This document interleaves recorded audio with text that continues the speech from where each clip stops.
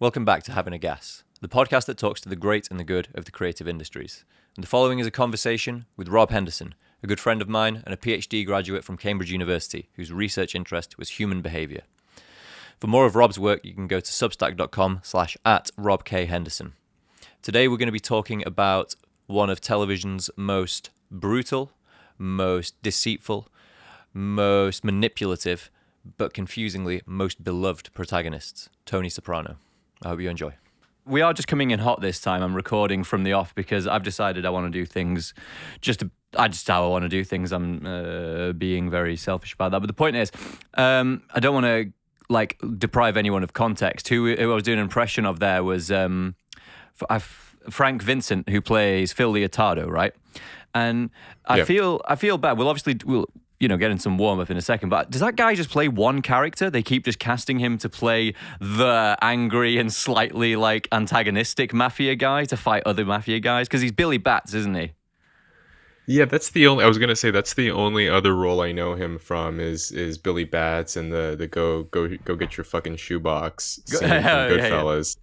But I don't know if I've ever seen him in any other. I'm sure he's been in, but that's he's perfect for that role though, right? That is. It would be weird to see him as like a suburban dad or something. It just wouldn't fit. It wouldn't. It certainly would seem a bit weird. Gandolfini's been in other roles, and he has done, I think, a decent job. I mean, you still kind of see him as Tony, but he has been in strangely, he's been in some rom-coms and some other kinds of roles, and he does pretty well. I mean, he's a really he's a great actor. Absolutely, but here's to my point. There we are in Raging Bull. There's Joe Pesci. So basically, they just it feels like was it David Chase said, "I've cast every Italian American in The Sopranos." Yeah, he was. I read somewhere that he was having difficulty finding different. Enough actors, and this is why supposedly this was why he recast the actor who played Vito. Right, in season 1, Vito is the guy in the bakery who Chrissy shoots, or he doesn't shoot him, he just chases him out. He's like, get out of here. In that scene, he's called Gino or something, and then Gino. Just have him come back later as someone else. Yeah, I'd forgotten all about that. I was like, so why is Vito in there with him? And wait, why is Vito leaving? Why is he calling him another name? So yeah, I think they recycled him, and yeah, I mean, they recycled a bunch of actors from Goodfellas, and there's a lot of overlap between them. So yeah, I think Chase was having some difficulties there, and he wanted it to be authentic. He only hired people who, I think he had, I don't know if it was him or one of the producers said he wanted people who are at least half ethnically Italian, because he wanted it to be this is an authentic show. They didn't want to. I mean, I think the one exception I think in the show was Davy Scatino, who I think in the show was supposed to be Italian. But at least when I looked up the actor's name, it didn't look Italian to me. And he doesn't really look, I mean, he would be, I guess, maybe like a Northern Italian, but he has, very, very fair hair and blue eyes. So he doesn't seem to be at least from Naples, the way that, or like Southern Italy, the way the other guys are. Which one's he again? Scatino is season 2. He's the degenerate gambler who owns that sports goods store. Davey, the father of Meadows' friend, right?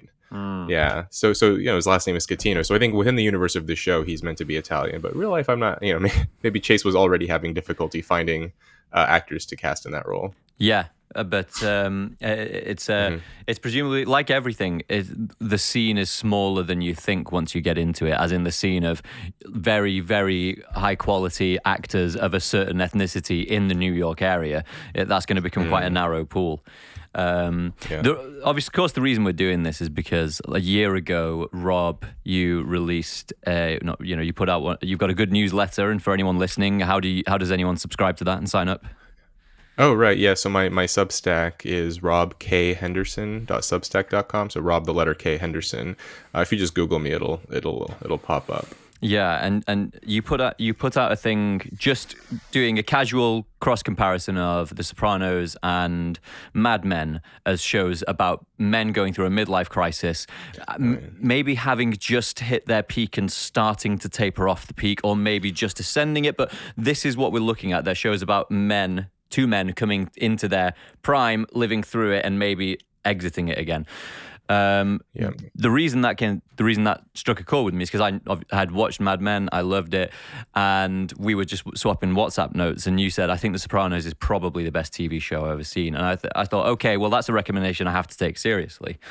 Now, it was really weird experience watching the show because I not binged, and I didn't go through it that quickly, between September and December last year, and it was That's a binge. Yeah. That's 7 seasons in 3 months or whatever. That's pretty. Okay, I'll take that. That hits Rob's binge meter, and it was eerie because it was one of those like life imitating art things. So, at the same time that I was watching The Sopranos, and of course one of the big plot details in The Sopranos is, his relationship with his mother and Livia being in the care home. My grandmother got taken quite ill, and she passed away on January 2nd. And The Sopranos takes this tonal shift from season 1 to 6, doesn't it? It gets really dark from being really light. We'll look at that in a little bit.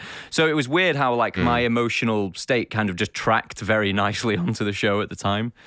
Anyway, that's just a little rambling. No, it's I mean, I guess the essay that you are pointing to that I wrote was The Seasons of a Man's Life. It was a review of this book, but there is a good portion of that book that I wrote about, I discussed in my Substack about the midlife crisis. And at that point, so this book came out in the mid-70s. Daniel Levinson, he was a Yale psychology professor who wrote this book with his team and his collaborators. And I think this book was like one of the texts that sort of introduced this term midlife crisis into the culture. And he writes about how men around their late 30s to mid to late 40s suddenly start to have this period in their life where they start to second guess themselves or wonder, did I make the right choices? It's kind of at the point where it's, it would be it's almost too late to start over, right? Like you're right at this point where you're settled in. By this point, most men have spouses and families, especially, when he was writing in the 70s about this. And so there's just a lot of sort of self-consciousness about, did I make the right choice here? Am I on the right path? And both of those shows, Mad Men and The Sopranos, you and I talked about Mad Men in a previous podcast of yours about Don Draper and how, he kind of peaks in season 1. I think this is true for Tony too. We could talk about this too, about when these two guys peaked in the show. But Don, I think, was definitely at the top of his game in season 1. He's around, I think, 34 or 35. And that is like the mid 30s are usually when men are sort of at their peak productivity. And he's sort of the most handsome in the show. I mean, he's handsome throughout, but I think season 1, he's sort of the most good looking, the best at his job. He's sort of able to pull things together last minute and make it look polished and professional. And then by the end of that show, right, Don checks into this quasi meditational retreat, and he's in his mid 40s by this point. 10 years have passed in season 1. And the whole show is Don is constantly having this identity crisis, like a literal identity crisis, but I think also this sort of spiritual one too, about did he make the right choice in his life, with his family, with his kids, and his 2 divorces by that point, or 3, I guess, if you count Anna Draper. And then technically, Sopranos, Tony, I mean, I'm sure we'll get into this. Tony, is in a coma in the final season, and he's 46 or 47 by that point.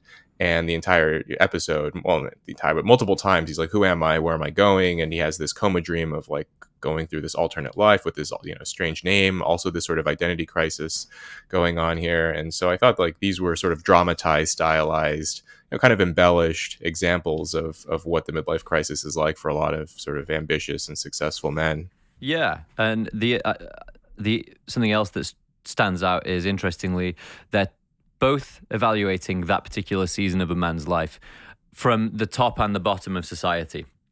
Mad Men, not quite the top, but arguably they almost helped Nixon with his election campaign, don't they?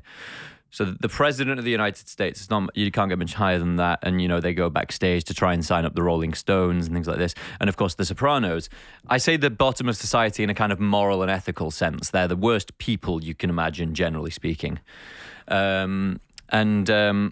Yet many of the themes and many of the issues overlap very nicely. I thought that was really interesting when there's an arc in season, I want to say 3, or when does Christopher Moltisanti get made? Oh, yeah, I think it's season 3. Could be off. I should Right, also have said before the off, for anyone who, because I know Rob has a big following now, and for anyone who has not seen The Sopranos, this will be replete with spoilers. So if you intend to watch The Sopranos and do not wish to have the surprises ruined, I would stop this now, watch it, and come back. So Chrissy gets made, and it's basically an episode about a man struggling with the adoption of more responsibility, even though it's in the mafia, even though it's crime, even though it's all completely illegitimate. I find myself relating to him when he says, this being made thing just isn't working out the way I thought it would. There's so much more work and so little reward. Yeah, that was an I connected with that too. I think a lot of guys do. I think there was that was a great sort of conceit of the show. Is of course like the central protagonist is Tony, this middle-aged mafia boss who sort of lives this double life as a suburban dad, but also like the leader of a criminal organization. But then having Chris as a sort of secondary protagonist, as like this young up and coming guy who he's very ambitious. He thinks there's this sort of element of entitlement. I guess would Chris count as I know there's a question mark around his age, you and I have discussed, but yes. Call him a millennial. Yeah. And he has that kind of entitlement of like, well, my uncle's the boss, why am I not fast tracked already? He's already being treated better than he should be based on his rank, and he gets fast tracked. And then, I had this experience in the military where you think like, oh, once I get promoted, I'll be making more money and I'll be like respected more and all this. And then you kind of overlook the fact that like suddenly you have people relying on you and people expect more out of you. And there's this added stress that comes along with it. That was an interesting. Yeah. As soon as he got made, suddenly he had to kick up like an extra 5 Gs to Polly, and he didn't know how to get it. And that was an interesting sort of subplot, the Chris character. But that's a realistic element of life, isn't it? I mean, that's what's perverse about a show like The Sopranos is it resonates with us because a lot of the experiences they have are completely relatable, even though most of us have never been in organized crime. You even talked about the antithetical organization to organized crime, which is the military. What rank did you achieve when you were discharged? I was a staff sergeant, so this is like E5 under the enlisted structure. So non-commissioned officer. It's like the first sort of front level supervisory role. I understand. Which is, I mean, I don't know if it's like the same as being made, but it is like it is. There's like an official sort of threshold where like now you have to go through Airman Leadership School. You have to go through like this formalized training process, and you're like, you're basically seen as an adult. Like you can sort of work on your own without oversight, where you're not like treated as a total scumbag the way that like really junior enlisted guys are, where like your every move is scrutinized and monitored. So there are benefits to it, of course.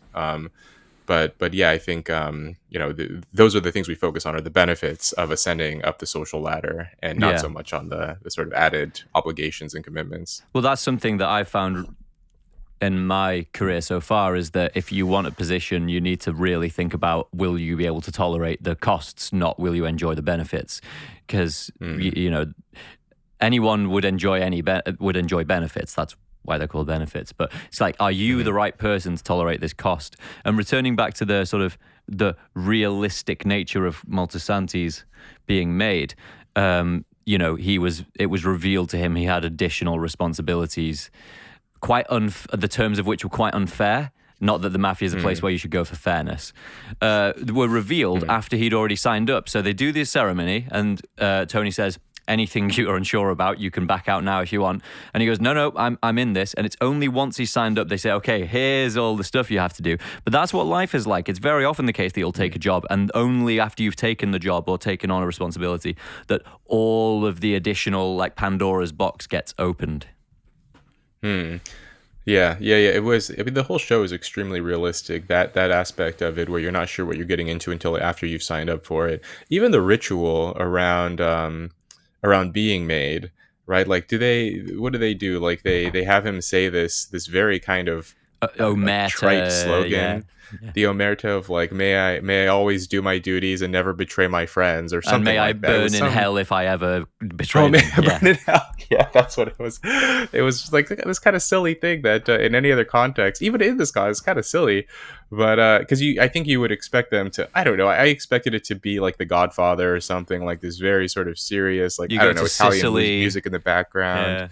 Yeah, exactly. Like maybe like read a line from Dante. I don't know what I had in my mind, but not just like this very kind of I don't know, this low rent kind of slogan of, may I burn in hell if I betray my friends. Like, that's so, I don't know, yeah, vulgar, but it fits, right? The Sopranos is good at like sort of deconstructing what we think the mafia is, and being supposedly, supposed to be more realistic. It's funny that whenever you think something's been done, it can always be done to a greater degree. So someone would say the deglamorizing of the mafia was done by Scorsese. Job done, game over. But Chase took it a step further. What's different about the way Chase did it? Like, it's even more real because we get so much longer, like, of a look into their lives. Huh, that's interesting. Is it more deglamorized? I mean, I thought Goodfellas. Well, the first half of Goodfellas is pretty glamorous, I suppose, right? When you see Henry Hill as a little kid running through the neighborhood, and you sort of see these guys through this young kid's eyes, and then once he becomes an adult, you sort of see the other side of it. Tony, yeah, you see Tony from the very beginning. Like the first episode, he laments that like the mafia is on the decline, and how what does he say, that I came in at I the got end. in. Came in at the end, right? Like, it's better to get in something on the ground floor. And so like right away, it's sort of setting you up to understand that this is sort of not the peak of the mafia. And there's all these sort of signs around him too. I mean, even all of the scores that they get, they're so small, right? Like, someone will like dump a like a bag full of coats or something on his desk, and Tony gets excited about it. It's like, this is what it is. And Tony's the only one who lives a glamorous life, right? And even he is under like intense stress, but he has his McMansion, and he has, I guess some credibility to say that he's a part of the middle or upper middle class. His daughter gets into an Ivy League school, but all the other guys, man, they look like Christopher's apartment is so like, it's always dark, dingy. Polly's place is so depressing. Yeah, they're all like so. I don't know if this is meant to be, I don't know, like a critical commentary on capitalism, or if this is just like how it is. But Tony's like the king on top of the hill, and all of his underlings live in these dingy little dwellings. I mean, I was very confused when we're going to try and look at the show through a kind of psychological lens and explore why we find it relatable, despite the fact that it's a life no one has ever lived. Most people have never lived, but I was confused by that detail at the beginning of the show, that Tony's already in the mansion, but he's just a capo like everyone else. How has he got so much more money than everyone? I think maybe that was just something you have to overlook to go along with it.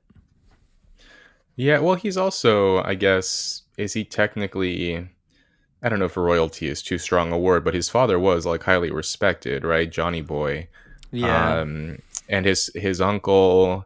So I guess they had some influence, but also Tony. I think the whole show, it kind of suggests that the whole reason this pygmy thing out in Jersey has managed to survive alongside the five families in New York is because of Tony's raw street smarts and his ability. Yep. Like, he's actually a smart guy. And so, it wouldn't surprise me if he just like made a bunch of good decisions. Whereas you see how stupid Polly and Christopher, like how impulsive and hot-headed they are. Like, Tony can lose his temper, but you can also see him like actually strategize sometimes, and like he'll step back and think, and he'll sort of channel his anger in intelligent directions. Yes. Whereas like the Russia episode, with the Russian episode, the Pine Barrens, right? Like, that whole episode got started because Polly was being stupid, right? Like, they're in the Russian's apartment, he starts dropping things, randomly slaps this guy across the face, like starts a fight for no reason, and then he lies about it. And so, it's possible that like, there's like a structural reason why they're living in these like shitty little dwellings, but there could also be an element of like individual agency and personality characteristics that lead them to like, that led Tony to be in the mansion, and these other guys to be living, in less lavish circumstances. You think it could be an expression of, in the city of the blind, the one-eyed man is king. It's like, generally these guys are all idiots, and Tony's the smartest of them. But Tony has, it's revealed over and over again in the show that Tony has like a very, very quickly responding flair for solving many problems at the same time, for killing many birds with one stone. That's really one thing he's good Right. for. And so maybe it is the case that it's running two narratives right at the same time. One is that being smart doesn't make you good, and which is Tony's kind of dilemma. And with regard to the other guys, with Paulie, with Christopher, with Silvio, it's another kind of critique of Tony insofar as have you ever met people who only seem to hang out with subordinates? They only associate with people who make them look better. Yeah, I've seen that. Sure. Yeah, I've been in contexts where I've seen that. And is Tony doing a bit of that? He's the one with the big house, and he's the smartest of all of them. That's a good question. Yeah, does he do this on purpose?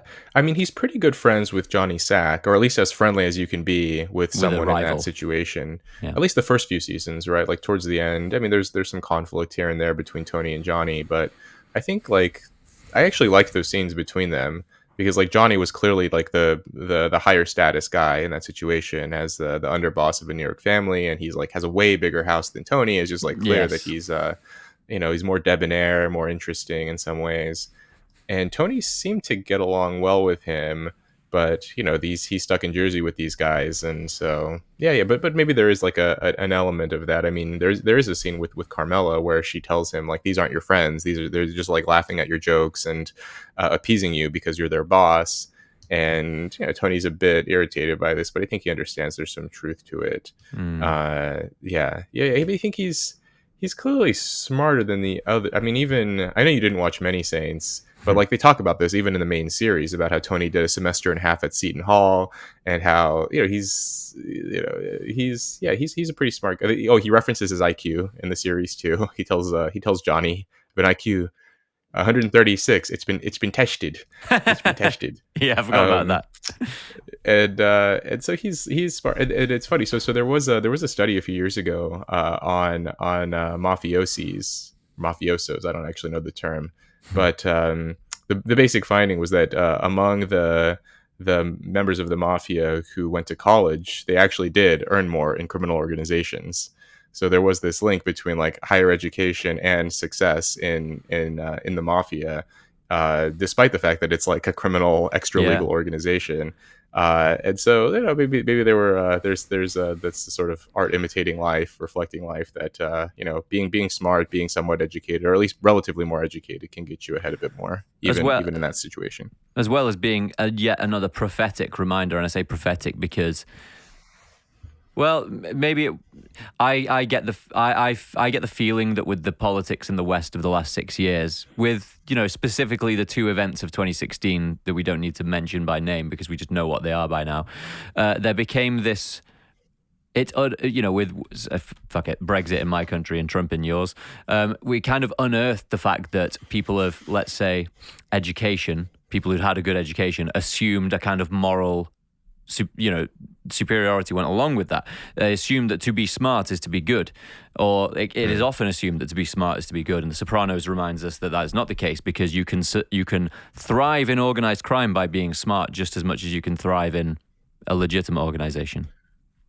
Yeah, that is interesting because at least for me, I get the sense that Tony's henchmen, if they weren't like united and brought together into this functioning or semi-functioning organization under Tony's leadership, or the New York guys under the Five Families and the leaders there, like they would just be kind of petty thugs and criminals that, they wouldn't be able to cause that much trouble. But once they're in an organization with a leader who has vision and street smarts and awareness, like they can collectively cause a lot more trouble. Yeah. So yeah, like the intelligence is not necessarily equal goodness. It can also be used for bad. Yeah, which is why, again, not going to make this a political commentary because there's been enough of it and I'm just not that well informed. But a lot of people would kind of say about, Donald Trump, they'd say, well, the guy's really stupid. And it's like, don't be underestimating your adversary. It's like, it's a smart person who can command the loyalty of a lot of people, And so... Again, The Sopranos, it does remind us that it's like, don't underestimate your adversary. And I'm not talking about the politics anymore at this point. They will go further, and and they will go further and fight harder than perhaps you would wish. And The Sopranos does escalate, I think, through the seasons. As soon as it's gotten as bad as you think it's going to get, it always goes worse, I think. Yeah, Tony does become, I think, a better leader over the course of the series. He seems to make fewer mistakes, and he does learn his lesson, right? Like, I think, was it season 5 when he sends Feech LaManna back to prison? He even says at one point, "Did I learn nothing from Richie Aprile?" Remember when Richie Yep. Aprile is released from prison in season 2, Tony attempts to like negotiate with him, to work with him, and then by season 5, 3-4 years later, Tony sort of sees the writing on the wall that he's not going to be able to appease this guy, who also, just like Richie Aprile, gets out of prison and starts to have this sort of entitlement complex about what he's due, and sort of disrupting the unity of the organization, creating what Chris might call a dysentery in the ranks, Yep. and so Tony just arranges to have him sent back to prison. And so Tony is smart, right? He learns his lesson. And I guess this may be an interesting example of how a lot of people say The Sopranos is about how people don't change or people can't change. But that was, Tony changed in that sense, right? Like in terms of his business acumen, he did change. But in terms of maybe his moral hangups and his sort of ethical shortcomings, he doesn't. Well, he changes, but not for the better, right? He kind of becomes more compromised over time. What do you make of that? Do you think it's a nihilistic show, fundamentally nihilistic in what it believes? Is The Sopranos a nihilistic show? That you cannot change was one of the things. I think people do change around him. Meadows, the ray of hope. She's a ray of hope, but even she, like sort of at the last minute they pull back, right? Where she's kind of she goes to college. At first she wanted to go off, right? I think she wanted to go to Berkeley in season 1. They were talking about this and how Tony and Carmela sort of harassed her and pressured her into staying closer to home. So then she ends up at Columbia, which is, an hour and a half or whatever away from Jersey. And so they keep her close by. Initially, she wants to be a doctor, but then towards the end, she ends up, deciding that she wants to be a criminal lawyer. So they sort of keep her in the orbit of the family, even if she doesn't have direct ties with the criminal organization. But what I was thinking of is who's the dumb guy that's vying for power against Johnny Sack? Oh man, I can't believe I forgot his name. It's not Carmine Jr., is it? It's is it Carmine? Little Carmine? No. Little oh yeah, it is. I think it's Little Carmine, the one who's a bit like Jerry Seinfeld, but the Sopranos version. Right. Little Carmine, and he's he does change toward the end, where he no longer wants the power. He has this conversation with Tony at the golf course, and he talks about this dream that he had about how he's wearing this cardboard Burger King hat and how he doesn't think it's worth it, and how in the end it's just like seeking for power. It's not as fulfilling as you think it'll be. So people around him change. Tony is capable of changing a little bit. One thing that they do that I thought was kind of under discussed just generally about the show is they save AJ from joining, right? Like Tony does everything he possibly can to keep AJ from becoming a criminal. He's fully aware that what he's doing is wrong. Yeah, he's aware of what he's doing is wrong, and he tries. Tony's an interest. There's all these layers to him where he grooms one of his his sons, Chris, to be his successor. But then his actual blood-related son, he recognizes that he doesn't have the chops for it, and even when AJ sort of makes moves to try to become a bit of a tough guy, Tony blocks him from doing so. So I think there's like glimmers of hope in this show, but like overall it does become sort of bleaker over time. Yeah. What do you think? Well, just partially for the benefit of the audience, I'm just going to show Little Carmine being the Italian Jerry Seinfeld, just to prove what I was talking about there. That's definitely a discount Seinfeld. We're at the crossroads of an enormous precipice. Is that what he says? Yeah. He's full of these malapropisms. He bungles. Malapropisms. Yeah, he's well, they're all kind of the whole show uses them to great effect. I mean, David Chase couldn't let it go. Even one of the last, I have to check. Gary's outside the door and he's not finished watching The Sopranos yet, so it's good. If you're out there, this is going to be full of spoilers. Basically, like one of the last things Chris ever says is a malapropism, but I just can't remember what it is when they're driving down that long road. But I'm sorry, I've led us off track. You'd gone down a very good road. About whether the show is nihilistic. Do we think that there's, how bleak is this show? I mean, you see it like even in the first season. It's very bright. Like the kitchen is brightly lit. Tony's out by the pool. There's the ducks. It's like it's almost blinding how bright that first the pilot episode is. And then the last season and the last episode, yeah, there we go. Yeah, you see, like Tony smiling. Like, how often do you see Tony smile in the See, final seasons? Right? this looks like this looks like a sitcom, doesn't it? yeah, And if we right, go, right, and it is. Go back to the final episode. Look how dark everything is. I know you can't see this in the middle of your screen. I mean, that's the opening of season 6, episode whatever, final, and that's the opening of season 1. Right. Yeah. Tony. Yeah. He becomes like fatter. Right. He gets heavier over time. His voice changes. He just sounds like less and less healthy. His relationships become more strained. Yeah. There's just. I mean, maybe there's a sort of a running commentary there about like as Tony becomes a more effective and powerful mafia boss, like his moral character sort of degrades more and more over time in his relationship with his family more and more. So, I mean, like the way he interacts with Carmela in season 1, like it is almost like this happy sitcom family. There's some, hijinks and some, like arguments between them, a little bit of conflict, but overall you get the sense like, yeah, they really love each other. And then, when they split was it the season 4 finale? Like that marriage, I think like the Sopranos marriage is just very interesting, and the chemistry and the dynamic between them. Yeah, and we'll go back onto the relationships later on, but we'll just have a little linger on, for a moment on the on the aesthetic quality, because it's not just us who noticed. I don't know if you can read that. Let me put myself in the screen again. There Is I it am. just me, or does the show get less colorful over time? Yeah, it's quite well sort of documented, this going from this sitcom look to this really, really super dark show. It's a noted part of the equation. Why? So is that a bit of outside life coming into it? There's obviously a psychological reality to it as well. Even though Tony's like 39 at the beginning of The Sopranos, there's he says, doesn't he? So I'm trying to figure out how the aesthetic ties to this the sort of the psychodrama, and the boring explanation would be the show just grew in its significance over time, and they started to take it more seriously and try and reflect the seriousness that the show had acquired. Because was it you that was telling me that at the outset it was not well thought of? It wasn't thought of as a smart person's show. Interesting. Yeah. I think initially, I don't think it was meant to be, this sort of prestige. I mean, it was like the kind of first show of its kind, right? Like even the idea of prestige TV hadn't yet really taken hold until The Sopranos came along.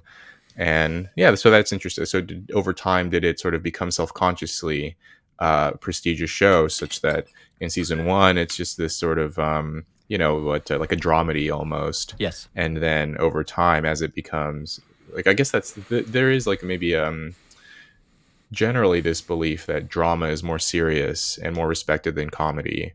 And so as it became a more prestigious show, as more critics and educated people were watching it, culturally sophisticated people, they sort of leaned into more of the drama and the heartache and the conflict, and more away from the comedy aspect. A lot of shows do this. I think even Mad Men, I mean, like the pilot of Mad Men, there's a lot of like quips and lighthearted humor and these kind of offhand, like it's a very sort of quippy show too, the pilot of Mad Men, where everyone has a sort of one-liner and a zinger. And then the final season of Mad Men, it's just like, it's just extremely emotionally tense and conflicted, and the relationships, like all of it, right? Like the relationship between Don and Betty in season 1 was like a nice suburban marriage where Don, he cheats on her, but he still the marriage manages to work. And then by the end, right, like all these divorces and all the wreckage of Don's life coming back to haunt him. So I think like a lot of shows seem to fall into this, where they start out like a bit funny, a bit of a drama comedy, and then by the end it's like almost 100% drama. Yeah, absolutely. And in the narrative of both shows, let's say organizations have completely dissolved by the end, like just ceased to exist almost. I mean, it's not quite the case in The Sopranos, but it effectively is. I mean, who's left in the crew by the end of season 6? Everyone is shot, right? Just Paulie sunning himself outside the shop. Yeah, Paulie is he's the last survivor. He's the last remaining guy. I read somewhere some theory online that this was supposed to be like this, like Paulie was the only one who redeemed himself by like reconnecting with was it his aunt, the woman he thought was his mother, Yeah. and then decided, he cut off ties and then reunited with her, and so like this was like like what like the theory was Paulie was he committed like the first moral act of his life or something, Yeah. and therefore the show spared him. I don't know if I buy that, but I think there is something like no one would expect Paula to be the one to survive in the first the first season. No, no, no. But he is beloved by people because of his simplicity, because of his proclamations about Sun Tzu and all of that. Sun Tzu. But Yeah. but yeah, Paulie with reconnecting with his biological mother, and then his let's say what would you say? Well, no, she wasn't his biological mother, right? She was his aunt, who he thought was, or he was led to believe was his mother. But he meets his Right. biological mother in the convent. Oh, does he? Yeah. Oh, right. Okay, right. Interesting. Oh, I think I do remember that now. Yeah, when And she's she in tells, the she's the one last who stages tells of him. cancer. Yeah. Yeah, she's the one who tells him. Right. And And that's when he, yeah. You realize that Paulie is a child, like, because I mean that not in a disparaging way. Like, he is basically whatever he is, 62-year-old, 63-year-old, vulnerable little boy who just wants to be loved. Yeah. And isn't there a character with whom he gets very, very frustrated and goes and like breaks his legs in season 6 because because his mother loved him? Oh, interesting. Okay. Yeah. It's by the side of a river. I mean, I should have looked that up. Yeah, I mean, a lot of these guys, the show does point to their like early childhood. I mean, Tony most notably in therapy with Dr. Melfi, but yeah, Chris too. Like Chris talks, you even see Chris visit his mom in their like dingy house, and how like Chris when he's shooting up in the car with his friend getting high, he talks about how like dirty his house was, and he didn't have his dad around, and so there is like a lot of sort of commentary on this, but it's sort of it's I guess it attempts to like it humanizes the characters to some extent, but then it also like it doesn't completely let them off the hook, right? Like Tony scenes with Dr. Melfi, where she's like he tries to say like, oh, it's all genetical, and like the way that he was brought up and everything, and Melfi, at least in the context of therapy, attempts to hold him accountable for his actions, at least indirectly, because they never actually talk about what he does as a criminal, but it doesn't completely let these guys off the hook the way that other shows might. You shared a quote that I saw on your Instagram from Sigmund Freud, which seemed to become a theme that ran heavily through The Sopranos. And in just a moment, we'll look at some key quotes from the show that inform the show's ethic. But Freud mentioned something about his patients or clients, I'm not sure how you're supposed to refer to them, always keeping something fenced off, like this part of my life is private, we can't talk about this.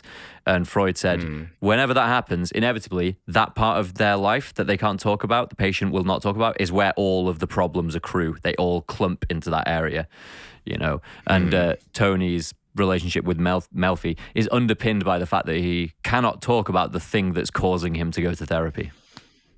Yeah. So that was in I've been reading the introductory lectures to psychoanalysis. I just finished them up. I mean, it's so funny. Like, I did a PhD in psychology, and you never hear about Freud anymore in psychology. Except sort of in an offhanded, indirect way. You might get like half a lecture about him in intro psych, but it's only now that I'm done. And I've talked to other psychology PhDs and professors. Like, only after you're done with your formal education can you finally read what you want to read, because the reading load in your formal coursework is so heavy that you actually don't have time to read for pleasure or to indulge your own curiosities. And so, anyway, one of the points that Freud makes is that often people will sort of withhold information in the context of therapy. His clients or his patients would withhold something, and he gives this example of a man who was having a love affair, basically being unfaithful to his wife. And it was only after multiple sessions that he finally divulged this. And Freud, he's like, why didn't you tell me about this? Like, we should have been talking about this all along. And the man said, "Oh, that's my private business. Like, I thought that was, that we were talking about the things that were bothering me. We're not going to talk about that."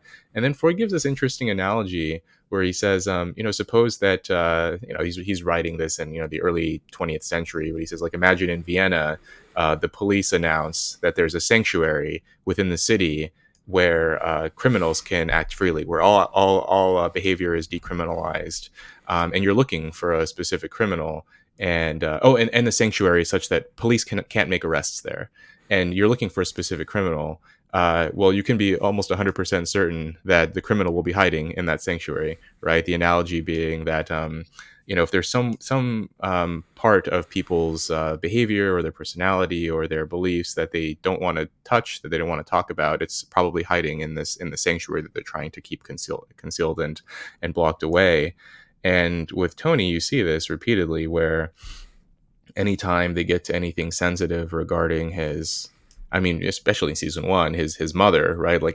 There's a scene where Melfi is reading she suggests that Livia has borderline personality disorder, and she's reading from her textbook, the sort of symptoms and signs of borderline. And Tony flips the glass coffee table over and gets right in her face, and like you can see the spittle, right? Like this is such an intense scene. Like Gandolfini's like spitting in Lorraine Bracco's face and saying, like, how dare you talk about my mother that way? We're finished, and you're lucky I don't break your face into 1,000 pieces. And storms out of the room, and Melfi freaks out and locks the door and blocks it, and keeps like scissors under her sleeve the next time she sees him because she's so scared. And so anytime they talk about Tony's childhood, Tony immediately has a visceral or emotional response. Anytime they sort of, they have to tiptoe around his criminal behavior.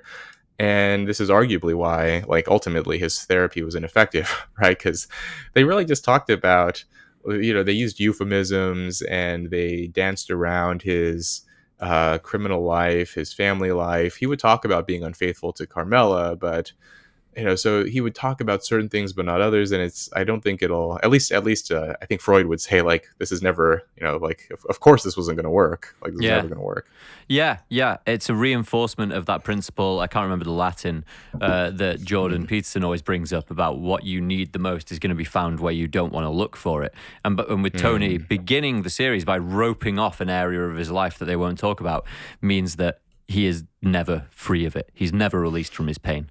And I think like even the panic attacks kind of indicate this, right? Like the panic attack, which was sort of the catalyst to get him into therapy in the first place, right? Like it's like Tony would never go to therapy of his own accord just because he's feeling depressed, but it was the panic attacks, the overwhelming anxiety that they kind of dramatize. Like most people don't like literally lose consciousness when they have panic attacks, but they, within the show they do this, I think, to like show the severity of Tony's stress.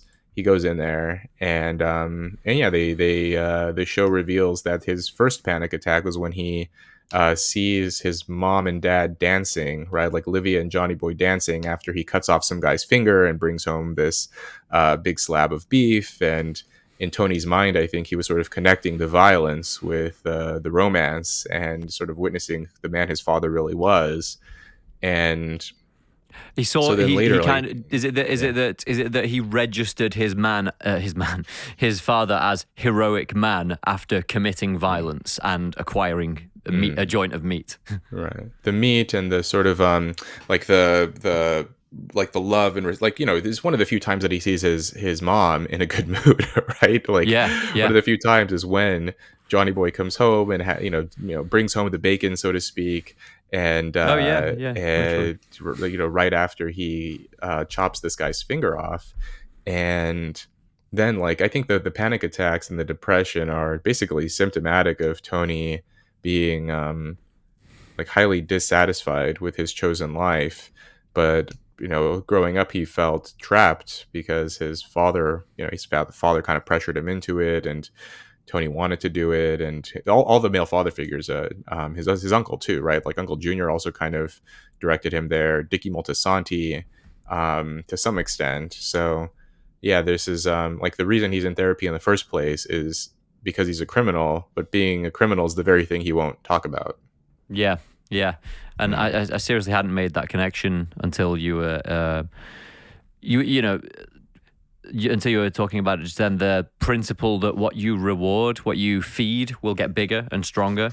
And so connecting positive emotion with a negative occurrence can often Right. lead people into years of psychological distress because they keep trying to recreate that positive experience by pursuing what, in Tony's case, violence and extortion. Yeah. Yeah. When he sees this brutal criminal act, and then his father praises him for it later, right? Like when he's hanging out with his dad after, and his dad is like, I didn't want you to see that, but I'm glad, I'm glad that you were able to handle it. A lot of kids, they see something like that, they would have ran off or they would have peed their pants, but you stood there and you watched it, and basically telling Tony like this is what a man is, someone who can Yeah.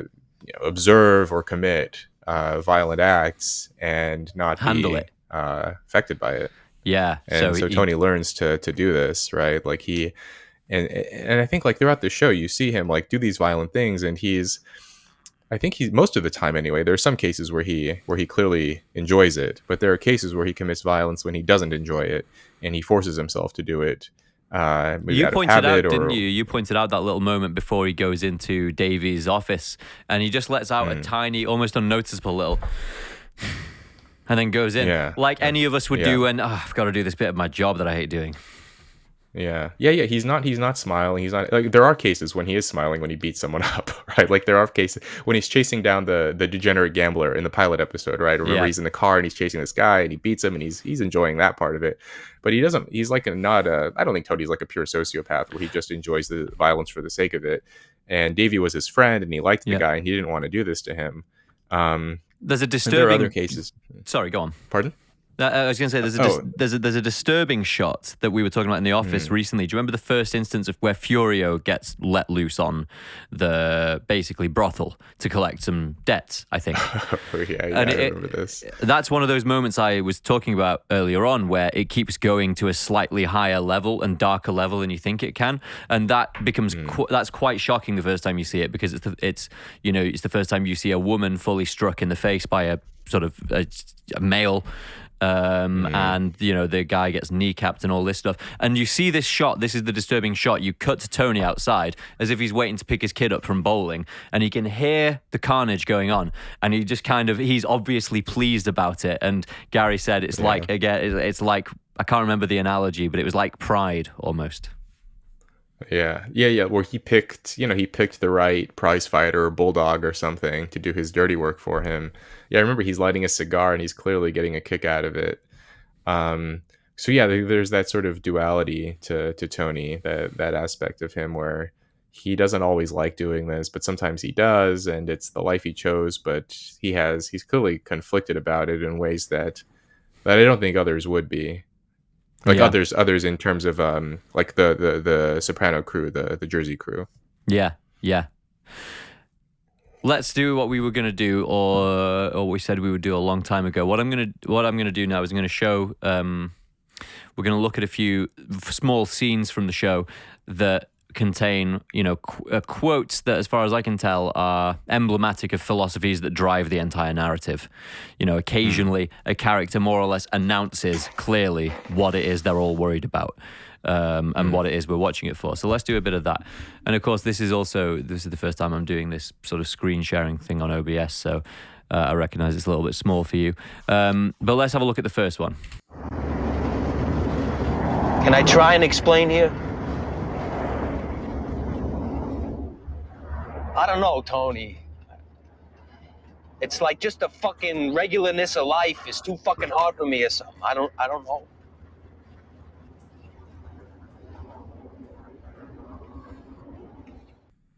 Like, you highlighted that quote to me very early on, or I think you may have even made a full, you referenced it in that blog post about the regularness of life. Like it's a memorable moment from the show for some reason. Yeah, it's especially that first. I thought it was kind of bold in some ways to put that in there, like so early in the show, to have a character who's suffering from this. Chrissy, he says like, "Where's my arc?" And he feels like his life isn't going anywhere. And he's, like, there's that scene where he sees one of the like one of the really junior guys gets his name in the newspaper. or no, he's mentioned on television. I remember Chris is sitting alone and he sees one of these guys mentioned on television. He gets upset. He's like, well, what about my name? Like, why am I not getting the attention? And then and so he has this sort of chip on his shoulder. This is why he shoots the guy in the bakery. He shoots him in the foot. You know, he asks him like, "Do I look like a pussy to you?" Like he's trying to gain respect. He's like this the young male syndrome, right? He wants his respect. He's trying to rise up in the ranks, and he feels aimless. He feels like he's not getting where he wants to be fast enough. And so I thought it was bold in a way to like have this like to have a character who's basically saying like my life isn't exciting despite the fact that I'm I'm in this show. Yes. It's supposed to be an exciting show. Yeah, we're tuning into it for like action and for thrills and for entertainment at the beginning anyway, Right. and the character in it is disappointed that he has none of those things. Right, like the show is like now The Sopranos is renowned for its kind of sophisticated depictions of violence and sex and power and all these things, and then you have like one of its the secondary protagonist who's like his life is too normal, it's too regular, even though by that point he'd probably seen a lot more than a lot of other guys. I don't know how old he's what is he supposed to be, like somewhere between 23 and 33. Yeah, and that this, was Rob and I were sort of talking about this, and with Aaron as well at work here at Gasp about recently. It's how like, old is Christopher Moltisanti? Yeah, because Michael Imperioli was 33 at the commencement of the show, and he's acting about 24, 25, isn't he? Yeah, I thought so. I thought he was like in his early 20s when I first saw it, and yeah, even the second time. But then when I actually looked it up, there's this, like the different time points, his age changes. But he's somewhere between his early 20s, early 30s, and he's probably seen like way more than most people his age anyway, at least in terms of violence and so on.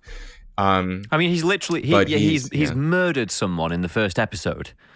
And I believe you're right. that corpse kind of almost literally follows him around for the next 5 seasons. So he kills someone, and then he says his life is regular. Yeah, the regularness There's of life something is funny too much. about that. Yeah. Well, I suppose it shows that whatever you do in life, your feeling always resets to the baseline. I've experienced this, because I was, when in my Moltisanti years, I was a waiter. You were in the military. A bit of a different experience, and I was like, Jesus, this is all life is. For like £7 an hour, I'm carrying plates around and pouring beers, and no one cares. And if I saw my life today, I'd be like, oh, well, I'll be thrilled to bits to jump out of bed every day. But you always reset to the baseline. Whatever you're doing becomes normal. Yeah, one of the points that I made in that Substack post when I referenced Christopher's quote regularness of life is that Chris, he was also trying to be a screenwriter, right? Like he sort of, and I think this was a faithful representation of like the young generation, the millennial generation of people who were sort of raised on television and movies, where you think life is supposed to be like regular mundane life should be as exciting as the movies or as exciting as TV shows, which I guess kind of goes back to our point earlier about how The Sopranos deglamorizes the mafia, right? Like Chris probably grew up watching the Godfather movies, and he thought that life was just going to be very sophisticated, glamorous, wearing nice suits, committing hits, and like being around like fancy round tables with other high-powered mafiosis. And instead it's just like he's in a dingy apartment and kills the occasional guy and then goes back to watching TV and drinking beer. Like not a lot going on. Is it in the episode called College? So, he's literally waiting by a payphone in the rain. That's his job. Yeah. He's right. That's the only time he's seen in that show is when Tony calls him. Well, I think he calls him at home and then tells him to call him back from wait by a payphone and call him. Yeah. And that's his life, right? Like standing out in the rain. Like I don't think that's what he thought he was getting into. Even though he refers to Goodfellas, and you see Henry Hill like helping someone cross the road in the rain to make a phone call and then cross the road back. Like he knew what he was getting into because he loves that movie. But yeah. But you get, I think, it's easy to get. The point that I made in that piece was like it's easy to sort of conflate this, or to to have a mistaken view of what reality is. That even when you watch, like the whole point, right? Like I cite Robert McKee, who wrote this great book Story.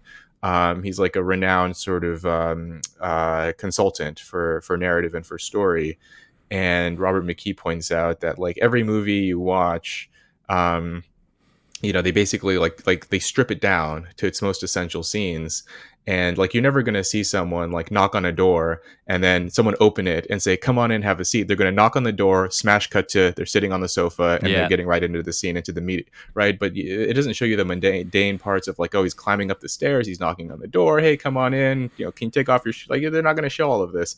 And so when we're living our life, we're for whatever, we're inevitably comparing it to these fast-paced, interesting shows we watch, and yeah, like everything is like this, right? Like I'm writing a book right now. I'm writing a memoir, and it's basically the first 30 years of my life with all the boring parts taken out, where like it's literally like coming over this part, like it was a sort of a Darwinian process of like me going through it. Anything that was not directly relevant to the points I was making or to the story, or that wouldn't be interesting to the reader, it goes right out.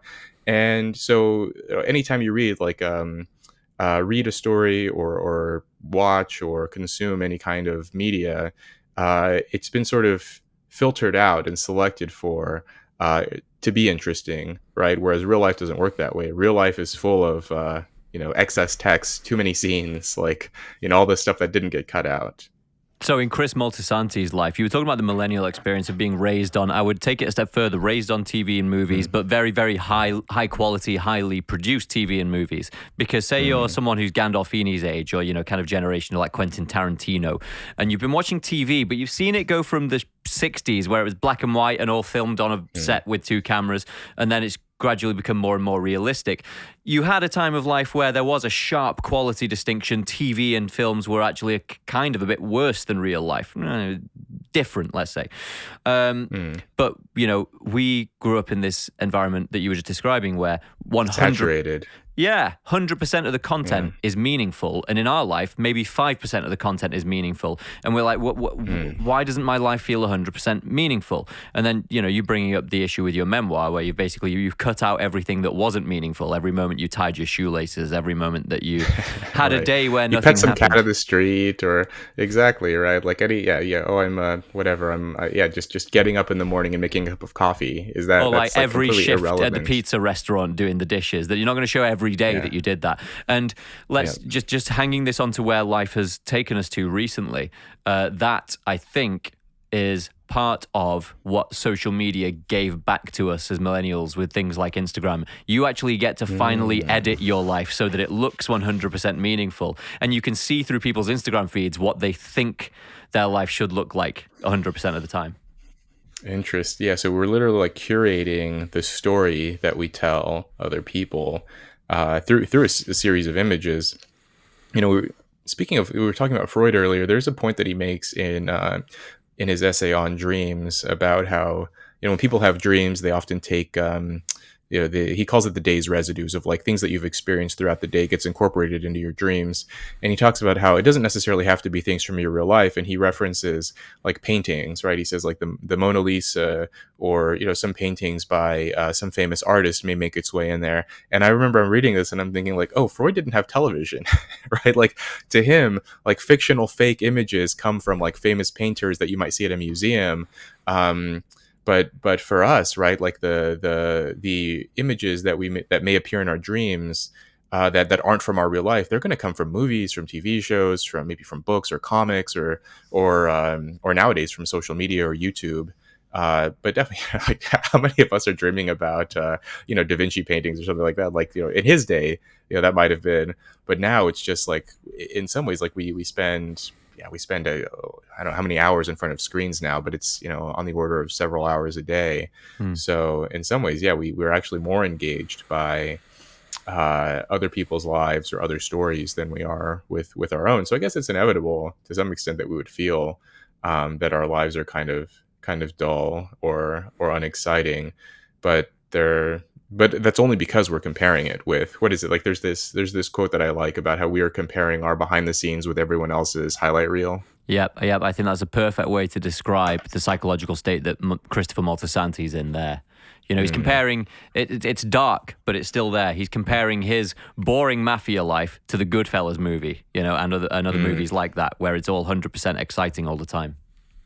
Yeah, and you see this even with Tony, right? Like Tony, he doesn't talk about the regularness of life, but he also, I think, like he experiences depression, but I think he also is a bit disappointed, right? Like you see Tony, right, in circumstances where he's just like going around making his collections, or running errands, or doing yard work, or cleaning the pool, and he's just like doing regular, boring suburban dad things, Yeah. and and yet I think a lot of viewers, they would love, they think that Tony's living this like fast-paced, interesting, exciting life, despite the fact that the show goes out of its way to show Tony is also just like a regular guy. I really like this scene. This is a very small scene.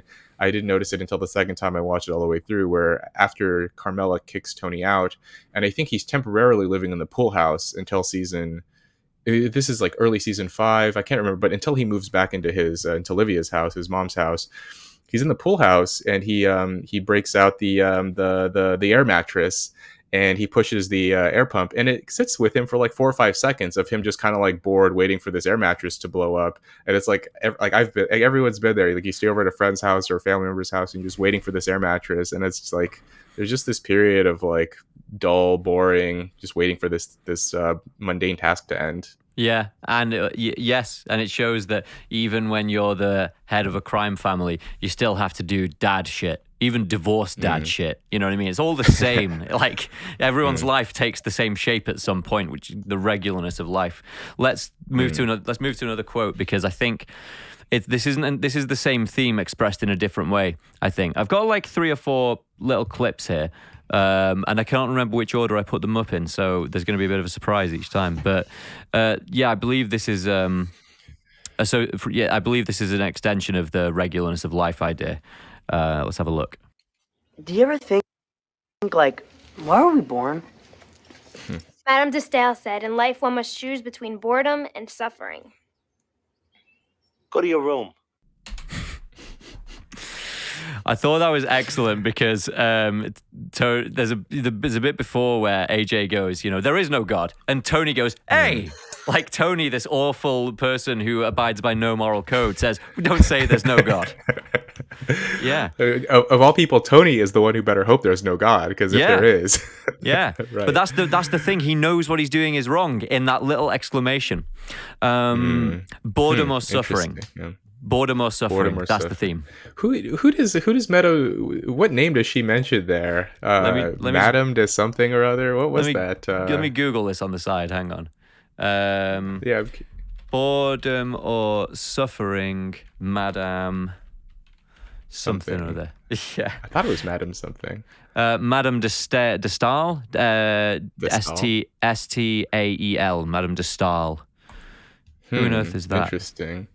I'm not familiar. It reminds me of Schopenhauer. He had something similar about a French woman of letters, Germaine de Stael. Sorry, go on.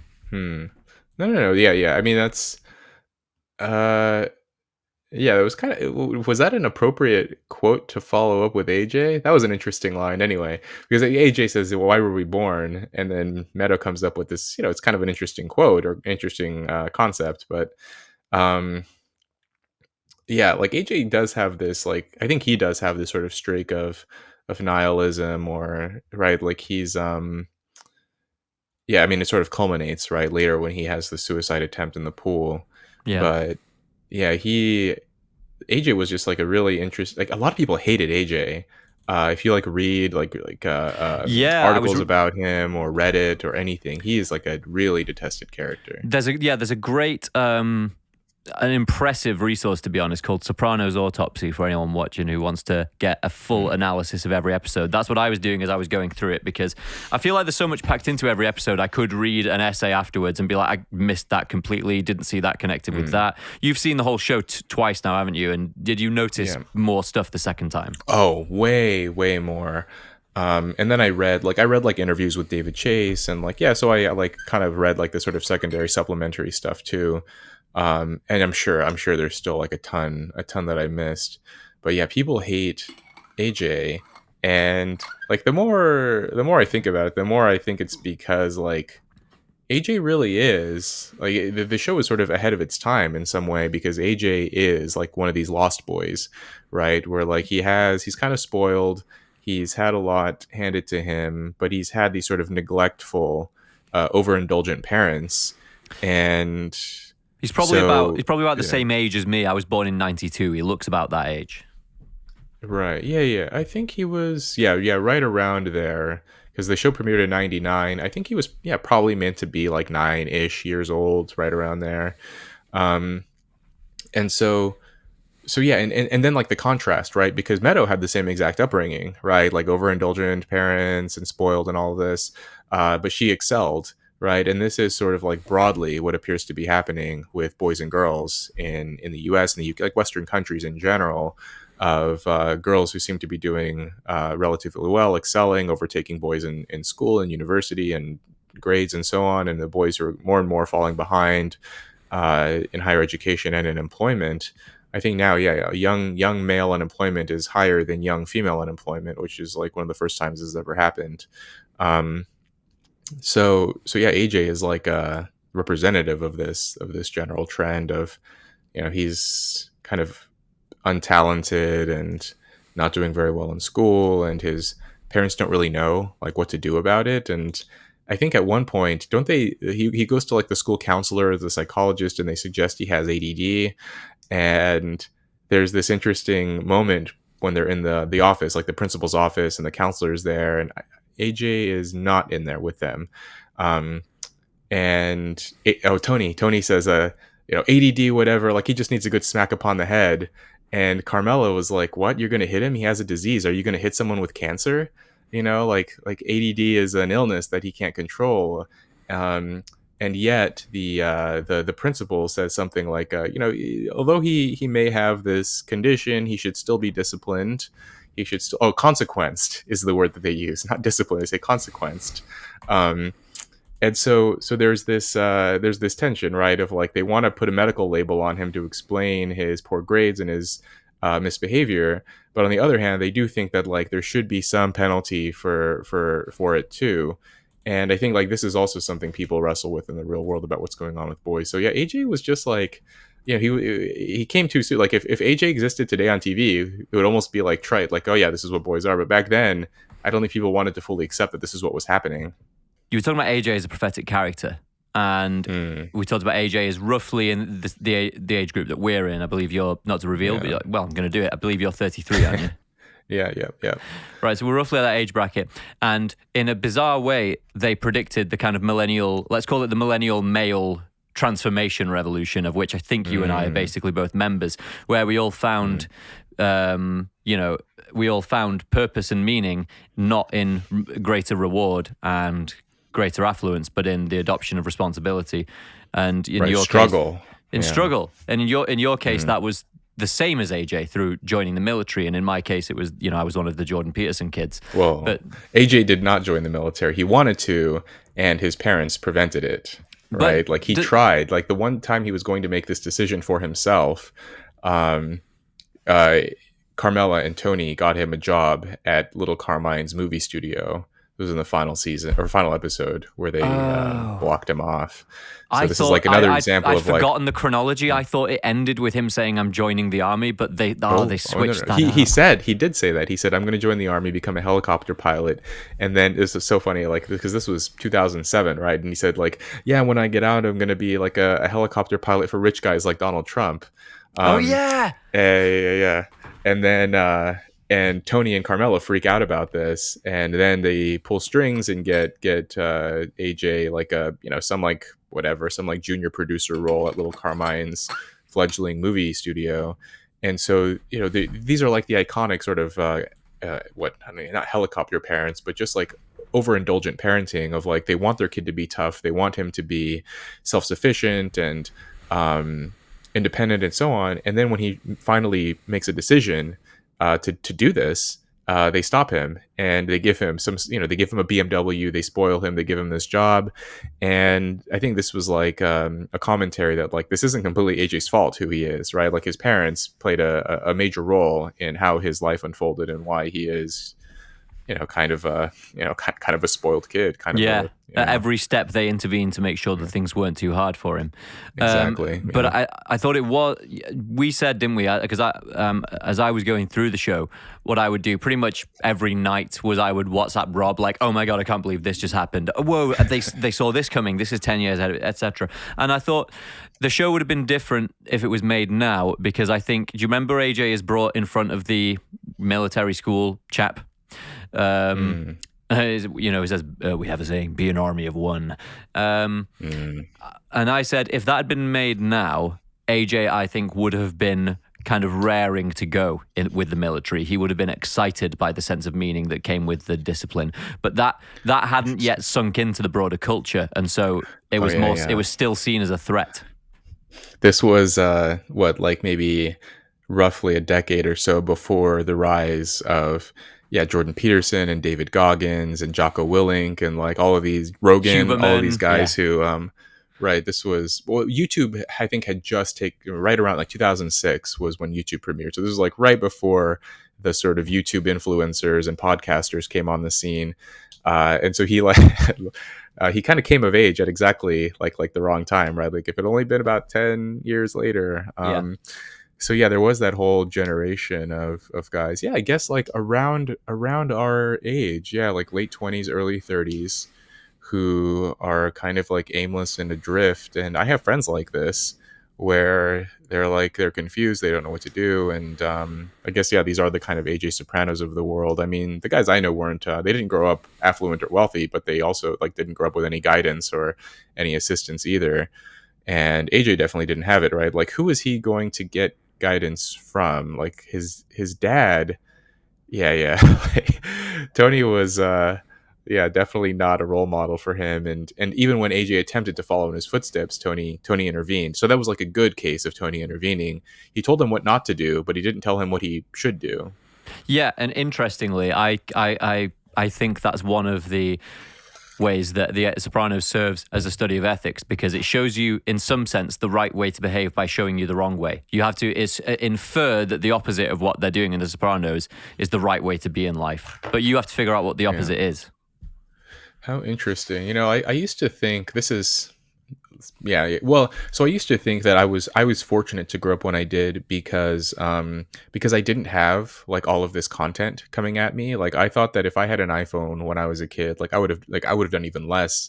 I may not have graduated high school. Like I barely sort of passed as it was. But if I had all of these entertainment options, all of this cheap, appealing content around me, that it would have actually been bad for me. It would have undermined me, because I read, I did some things like that I otherwise probably wouldn't have, or at least I think it wouldn't have without the iPhone and without streaming and fast internet and all this stuff. But I think like now we're sort of arriving at this claim where actually it was detrimental that this wasn't available, because it prevented like positive messages from being shown to young guys too, right? Like in 2006, I couldn't watch whatever, like Jocko Willink talk about the importance of struggle. But I also, the way that I thought about it was in 2006, I also wasn't just like inundated with like digital porn and like, Facebook and Twitter and TikTok and all this stuff.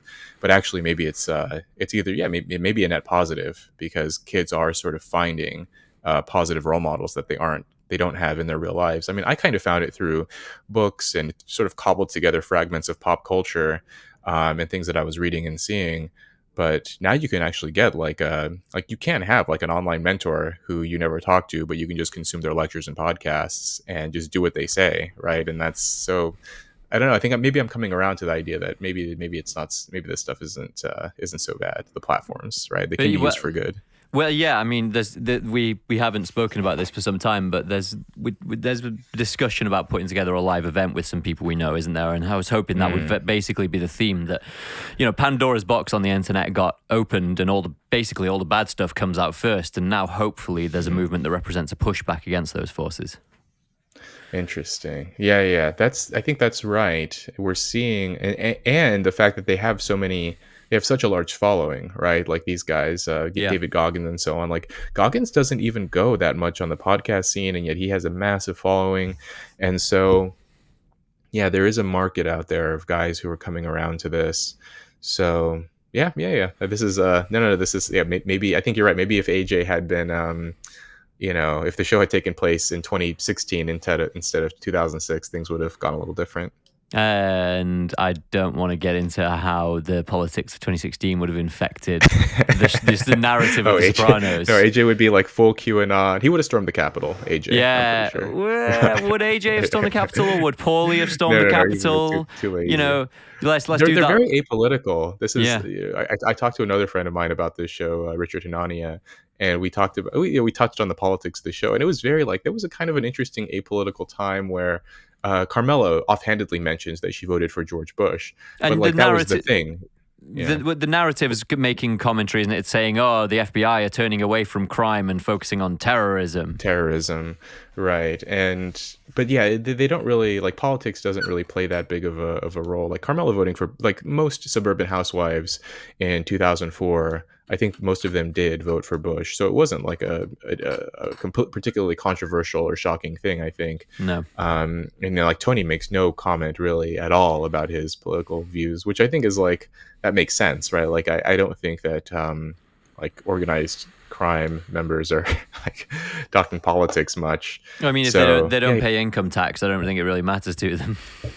Yeah, it doesn't really affect their day-to-day lives. So it's not a part of it. I mean, I guess like some of their social attitudes, like regarding veto, were a product of their time and place and culture and so on. Well, let's focus on that for a second. The fact that Tony is because I have another few quotes, but I really want to get this from you now. We've gone on to it. Let's look at the fact that Tony is basically the manifestation of the patriarchal tyrant. You know, he is literally racist with his dismissal of Noah Tannenbaum. He is literally homophobic. You know, Melfi says, you know, what do you think about homosexuality? He says, I think it's disgusting. And then says, but, you know, lesbians are okay. Which was a very like mid-late 2000s attitude. Yeah, very much was. Yeah. He you know, he's abusive to women. You know, you see him. What's the name of the nightmarish Gumar he has, who's reminds him of his mother, Gloria. He strikes Gloria as if she's another man. So he's really the worst. He is the patriarchal tyrant. But you said, didn't you, Rob, that people are quite confused by why they like Tony Soprano, why they relate to him, and women find him attractive. Yeah, there was like if you go back and read articles from that time, Gandolfini became kind of a sex symbol, and there was discussion about like how this was possible because he was, you know, far from conventionally attractive, right? Like he was balding, he was overweight, he was, you know, like and even in the show he was kind of selfish. But I think like just being there is something about like confidence and dominance mixed with the vulnerability. Pardon? Formidability. Formidability. And yet, like, I think like his sessions with Melfi humanized him, right? Where he would talk about his fears and his concerns, and you could see that he did care about his family. So there was this sensitive side to him, and I think like that was kind of catnip for some people, some women, to see like even this monstrous patriarchal figure, there was still like goodness in him, and you know you can make, you know, some excuses and rationalizations for how he turned out the way he was. And he, you know, you could tell that he really did love Carmela. So, but yeah, I think like on appearance alone, right? Like it really is his character and his attitude, which I think kind of gets at this, you know, there is like a kind of a sex difference in terms of what people are attracted to. And if you put Tony in another context, right? Like if Tony was a fry cook at a diner, I don't think, you know, no one would have found him particularly appealing, but it was his role and his position and his attitude and the vibe that he gave off, despite being, or maybe to some extent because of his sort of dominance and formidability and his morally compromised actions that made him somewhat interesting. So yeah, that's. But I don't know. I never thought to attach, like, are you talking about like attaching the label patriarchy to him? But he is the family patriarch. Everyone comes to him, right? Like his sister Janice relies on him. His mother, his uncle, like everyone around him is constantly tugging at him. It reminds me of this line, I can't remember where I heard it, where like middle-aged people, I think middle-aged men in particular, are stuck in a shit sandwich where they have their children are relying on them, but then they also have their parents who are aging and elderly who also require assistance, right? Like Livia going to the retirement community, where Tony's kind of stuck in the middle trying to take care of both sides and his real family, but then also his criminal family. It's certainly interesting as well that male attractiveness is context dependent. I'm not saying that, I'm not making a comment about female attractiveness, but I'm saying that as soon as you put Gandolfini in the same wife beater, but like you said, as standing over a grill, becomes less attractive. And let's talk about let's talk about Vito's love affair in the final season. He is a fry cook in a diner, and to make him the object of Vito's attractions, he's also a firefighter. Oh, right. Yeah, he's a volunteer firefighter. Yeah. I think that the dynamic with Tony and Vito was really interesting. I think Tony didn't actually want to kill Vito, right? Like Vito was his top earner, and Tony was, this is like another example of the sort of contradictions within characters that made them interesting. Was like Tony would lament how the current era, they didn't follow codes anymore. Like things aren't as good as they were in the good old days. Tony likes to watch westerns and documentaries about World War II and sort of the heyday of the mafia with his father and things Uncle Jim also when they were young. Those two things you mentioned. Let's not get into the sticky politics about westerns, but certainly with World War II, he likes watching things with a very clear moral angle. Is there politics with westerns? I didn't know that there was a... the idea of the frontiersman killing Native Americans. Okay. Yeah, got it. Well, yeah. So, but the black and white morality of the previous era, and yet in this case, like at least the way that I understood it was that the mafia had like a strict code against like gay members, and Tony was like trying to negotiate against having Vito killed.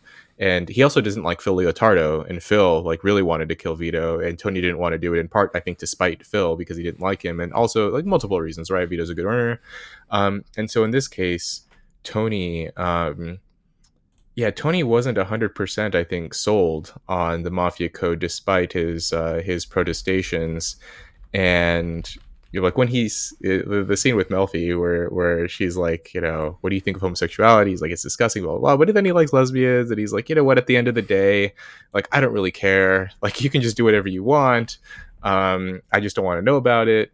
Yeah. And yeah, there were, but then ultimately he isn't even the one who had Vito killed, right? It was Phil who, the symbolic scene of him coming out of the closet. And then killing. That was one of the things I remember saying to you on WhatsApp. I'm pulling it up literally in the background here, which I'm being my own Jamie to my own Joe Rogan. Oh, right. Yeah, because I remember messaging you on WhatsApp, and I was like, what was it? You said David Chase confirmed that Phil Leotardo is gay, and I was like, really? Yeah. Was that? Well, the interesting thing about that, he confirmed he was gay, but he also said that Phil didn't even know he was gay. It was subconscious. And I said to you, I was like, did the show ever even hint to it? And you said, yeah. In the final scene, he literally comes out of a closet. So that's he literally comes out of a closet. And then in an earlier scene before this, you see Phil watching a bodybuilding show of like all these guys in like they're like swimwear or whatever, like. I can't find an image of that. I don't know where it is. It's he's watching scene, this bodybuilding show.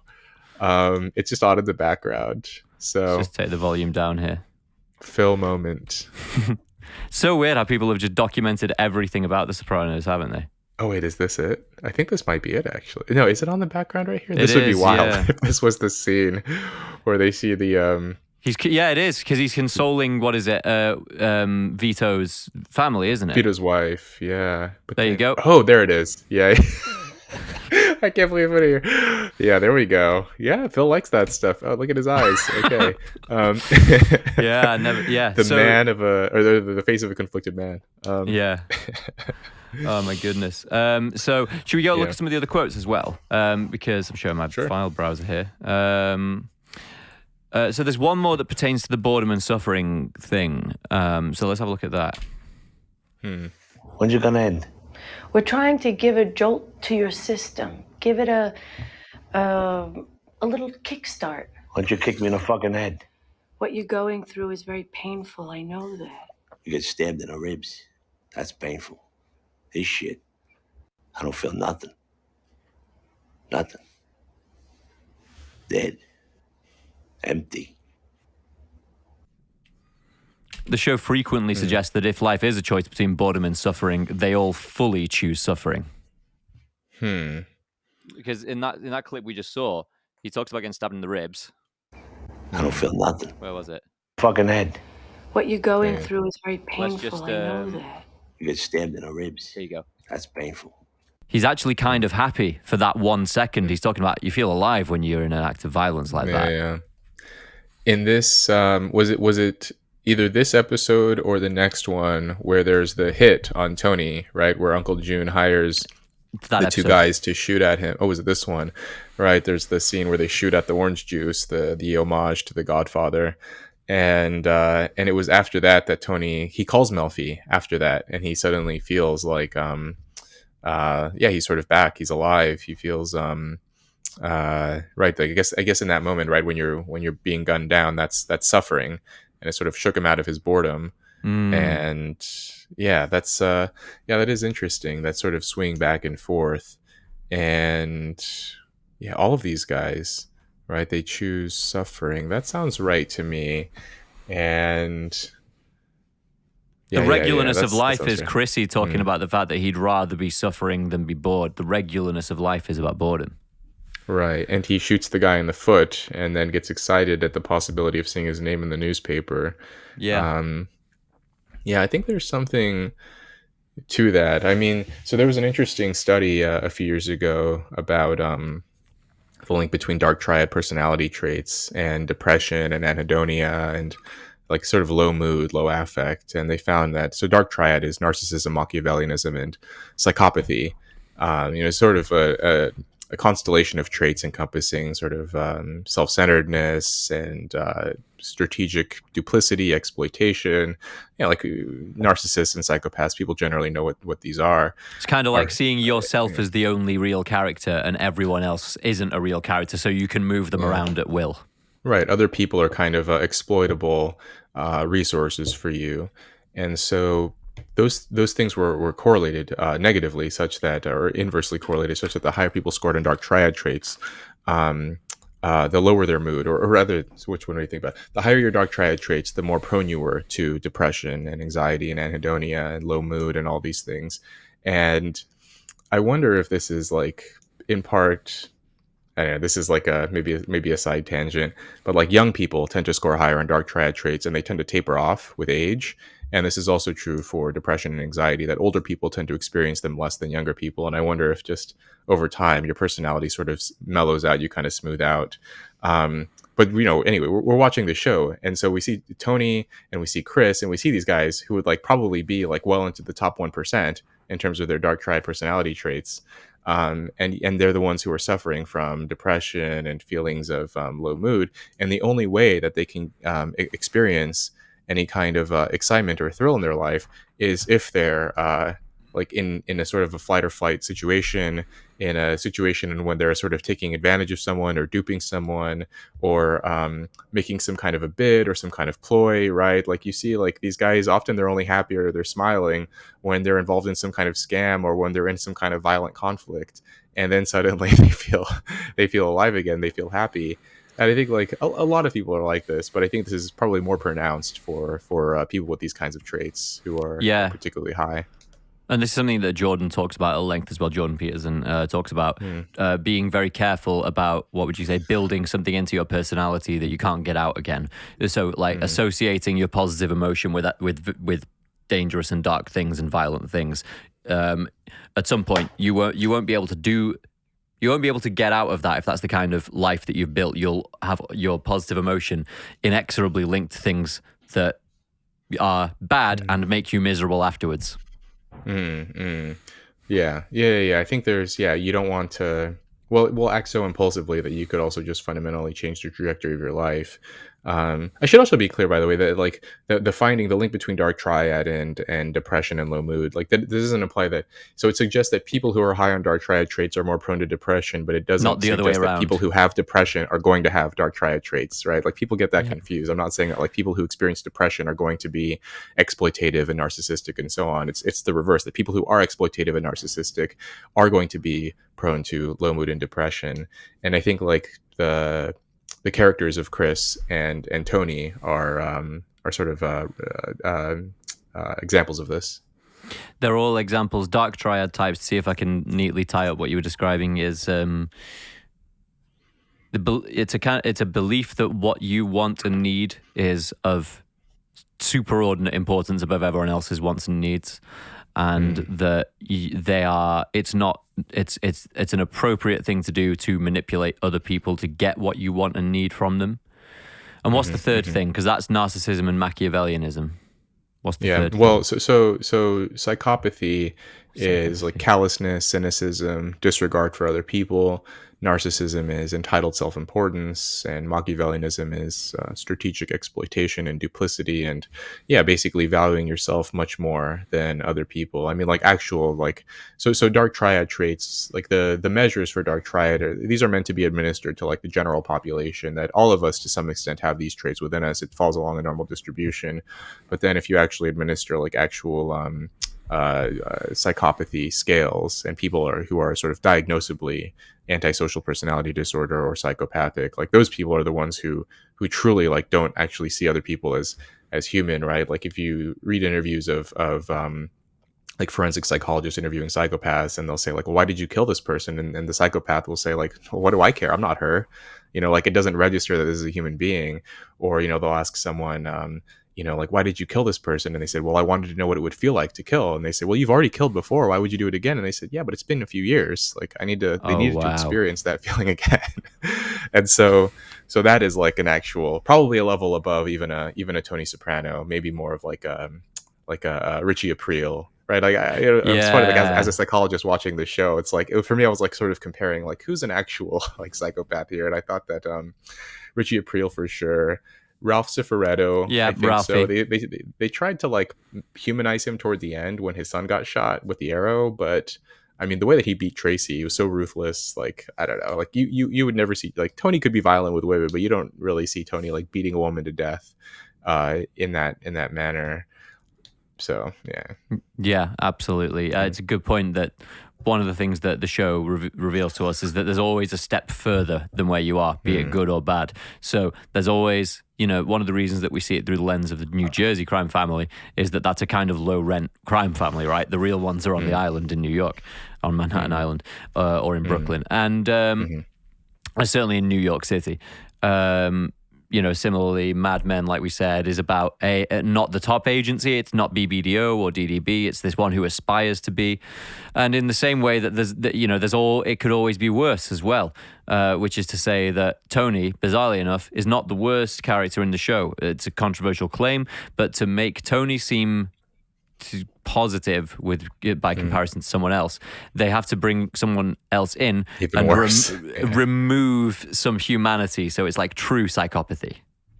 A lot of shows like the anti-hero dramas, they do this, right? Like to make the anti-hero protagonist at least somewhat sympathetic, they bring in someone worse. I think they did this with Mad Men too. Like Don was he was a philanderer, and they showed like rough edges of his personality. It's not it's not a criminal organization, so you're never going to see like Tony choke someone or Don like kill someone, but you do see him sort of commit some morally questionable acts. But then at least in season 1, right, like Pete Campbell is so much worse than him. He's such a he's such a mischievous little guy that like you can't help but like root for Don against him. And then they bring in Duck Phillips, and they make Duck profoundly unlikable as a character, and so you naturally are siding with Don.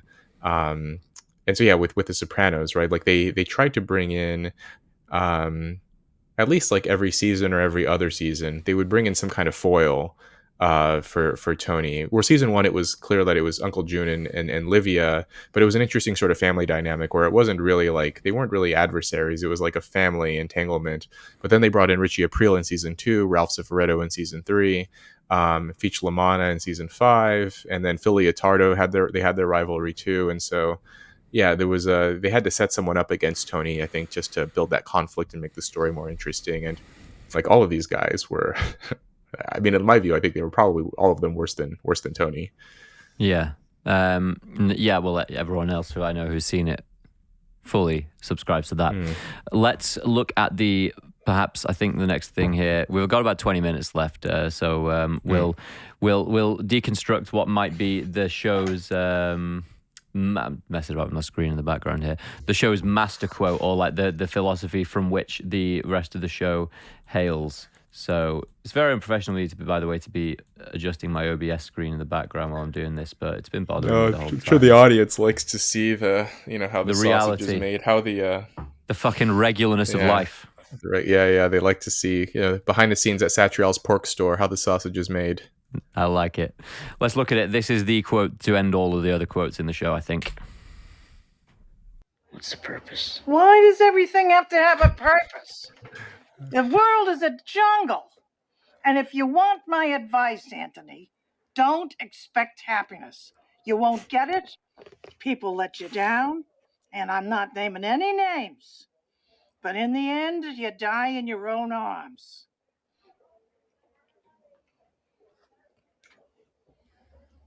You mean alone? It's all a big nothing. What makes you think you're so special? It's quite the thing for someone's grandmother to say to them, isn't it?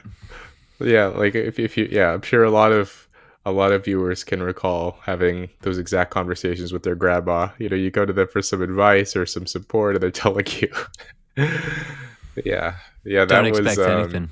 I remember the first time I watched it, I just thought it was a funny scene. Like it didn't register to me when I watched it when I was 20 or 21, that it was just this like, crazy Livia, crazy Tony's mom.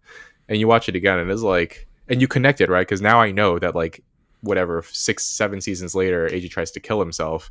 And it's directly, I think, linked to... Yeah, that's the first domino, that moment. Yeah, exactly. And you can even see in the final episode, I think it is, where Carmela and Tony are sitting with AJ Shrink when he's in that treatment center, and it's sort of like this parody of like Tony's therapy, where suddenly he's back at square one, and he's like, what's all this therapy stuff? It's all nonsense, and I didn't have a happy childhood, and then and she's like, you didn't, and then Tony goes right back into, well, I never could please my mother, and then Carmela the just kind of glares at him. And then what's interesting is that the therapist says, AJ's mentioned your mother very briefly before. And I found that interesting that like, Livia died 4 seasons before this. And yet, and AJ, at least the impression you get when he's a little kid interacting with her is like, they're not that close. Like he sort of begrudgingly goes to visit her at the nursing home.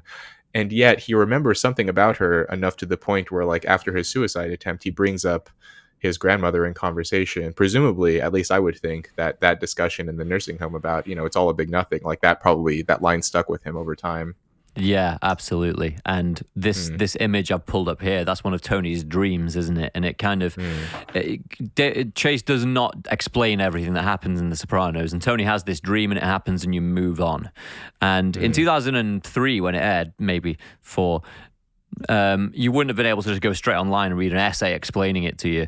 But this, in retrospect, is a fairly clear visual representation of Livia's big nothing philosophy. Like it's a truly destructive and like ghoulish philosophy that like leaves nothing in its wake, and it's clear that there's kind of an image of heaven that she's turned away from there, assuming that's meant to be Livia. Oh, how interesting. So the story above her, the floor above her is full of light, and she herself is covered in darkness, and she's sort of descending down into the darkness too, and stopping halfway as well. Or because it's interesting because the area underneath her is light too, so in a way you could say like she's sort of bringing darkness with her, like she is the darkness, right? Because it was light above her, and now she's sort of descending down, but downstairs it's also light. It's just her and the bottom half of the staircase that's dark. And so she is like herself the big nothing, or she's like this sort of black hole that sucks all of the joy around her. It's one of the reasons I'm Yeah. grateful for my actual grandmother, because she was the kind of the anti Livia, like the complete opposite. So, grew up in wartime England, didn't get the life she wanted and probably could have achieved because she was the oldest of many siblings, and so she had to look after the other siblings. She passed exams to get into good schools and then couldn't go because she had to look after the siblings. And so, that was her life. And in her sort of last few years, I would go over and for a day at a time and just ask her about life. And it was always about why things were worth doing and why the right thing was always worth doing. And so I was quite grateful for that, because you can see through, this show, one of the things it's evaluating, or one of the things it's exploring, is how the philosophies of your ancestors can propagate down the family tree and influence and influence everyone's behavior. Right. Yeah, you see this. Like one of Livia's other famous lines is "poor you." Like anytime someone says, something about their life that isn't going well, "Oh, poor you." And Yeah. then you see Tony carry this forward and say it to Carmela.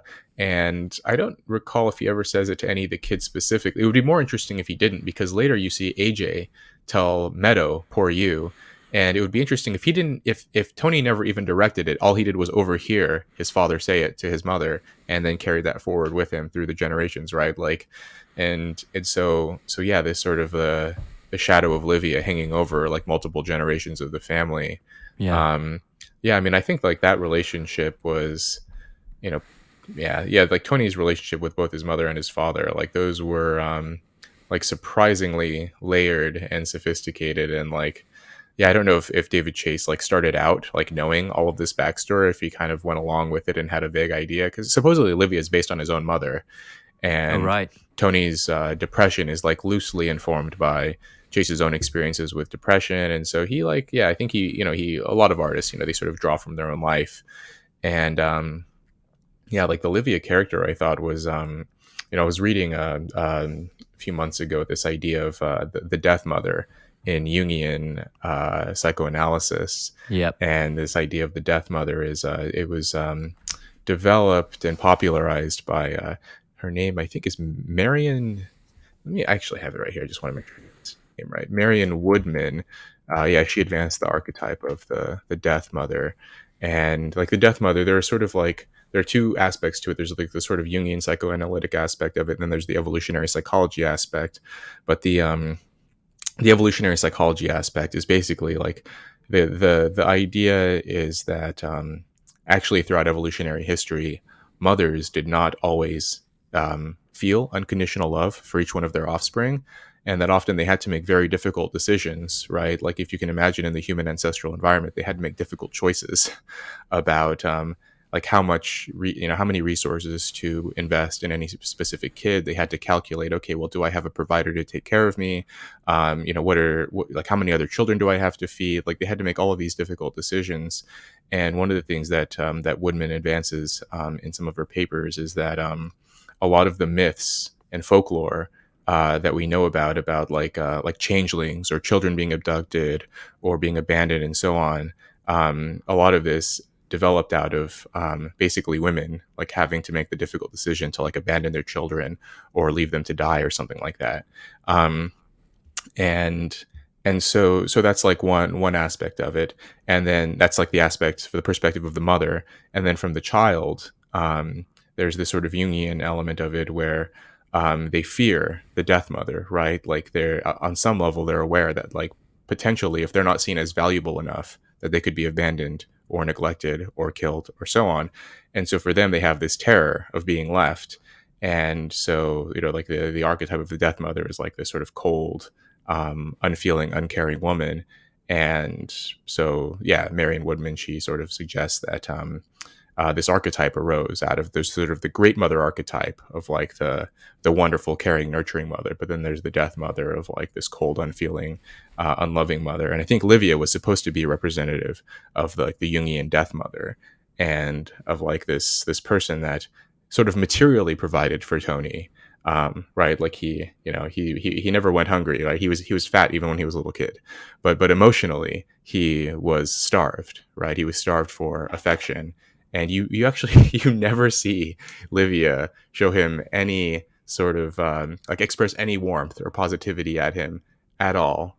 And even when Melfi at one point asks Tony, do you have any positive memories of your mother? And he said, one time my dad tripped down the stairs and we were all laughing and my mom was laughing and it was just a really nice moment. And that is like the one positive thing that he can remember about her was, laughing at someone else's misfortune. And you see this, what's interesting is that later you see, yeah.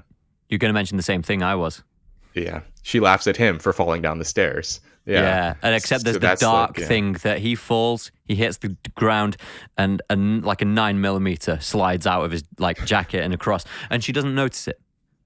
Complete blind spot. Interesting. Yeah. That's I hadn't considered that part, but that's when Livia can experience joy. And so, I think like, there's like a lot of Freudian influence with like the dream sequences and Melfi, I think, has like a sort of psychodynamic approach with Tony. But then, the Jungian element of it too, of like the symbolism of Livia as this fearful presence, I thought was in that image that you showed, like really, really cool. And so hopefully by this point, like I'm writing a piece about this. Hopefully by the time you release this, like the piece will finally be written up and fully available. And for anyone listening, the piece isn't just going to be a rehash of what we've spoken about here. It's going to be quite an interesting, if you're maintaining the draft that you sent me, if it's going to be the same.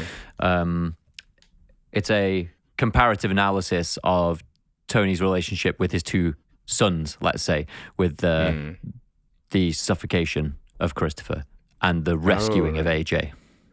Right. Well, he suffocates one son and then he rescues the other one from being suffocated, which is also interesting, right? Within an episode of each other, right? Like it was, the show always does this, right? Where like right when you hate a character, they sort of show you the human aspect of them. Where I think it's literally the very next episode after Tony kills Christopher, and like at least for me, like I think most people when they saw this, they were just shocked.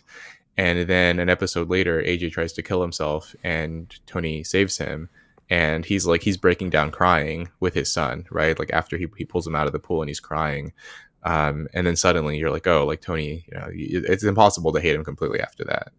Yeah. Yeah, because you pointed out, didn't you, by comparison to Don Draper, Tony actually appears to care about his children, which is bizarre. Oh, yeah. We talked about who's worse, Don or Tony.